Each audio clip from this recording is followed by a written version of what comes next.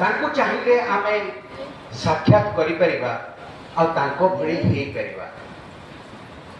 एई कथा की जते सहज लगे आम मन पाश्चात्य देशर लोक माने सहजरे ताकू ग्रहण करि पारंते से माने जड़वादी सबु किछि मैटर रु आसी बेली कहंती आमे कहू सबु किछि स्पिरिट रु आसी बा से ब्रह्मन रु आसी बेली ये होची मोटामोटी भाबरे पार्थक्य पाश्चात्य western outlook and the eastern outlook.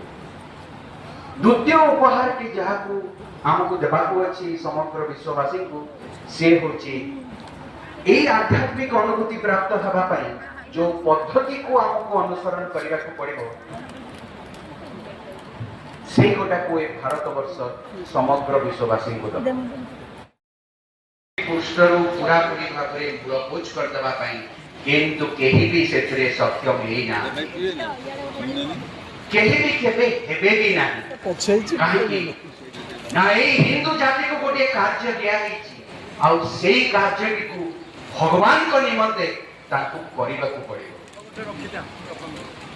ये एक गुरुत्वपूर्ण विषय भाई और बहनी माने जो इस्लाम धर्म जो ख्रीष्ट धर्म जो बौद्ध धर्म विषय आम जानू प्रभु श्री अरविंद कहते सेगुड़िक सनातन धर्मर शाखा प्रशाखा मात्र यार अर्थ होची सबु धर्मर सृष्टि यही सनातन धर्म श्री अरविंद समग्र युव समाज को एक बाणी प्रदान करके कहले ये जो आदर्श कथा कहगला कौन आदर्श ना सनातन धर्मर आदर्श। भाई और भणी माने सनातन धर्म सत्य कौन कहे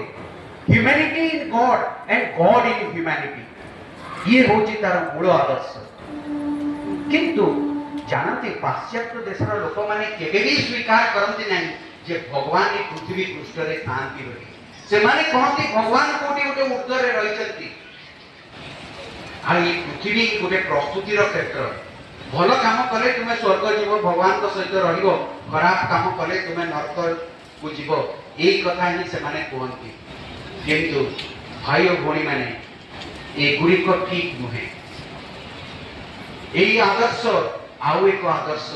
जो थे हमको कही दिया जाए प्रत्येक जड़ वस्तु भितर भगवान निजे निहित अच्छा आउ से कहले यही सब उच्च आदर्श को तुम्हें तुम निज हृदय रे स्थान दे पारिबो ना का को कहले युव समाज को आउ जदि तुम्हें तुम मन भितर से यूरोपीय चिंताधारा अधीनस्थ करितिबो निज मन को आउ सब किछि को एक वस्तुवादी दृष्टिकोण रो देखिबा को लागुतिबो ताहाले तो एई आदर्शर पाखापाखी भी पहुंची पारिबो।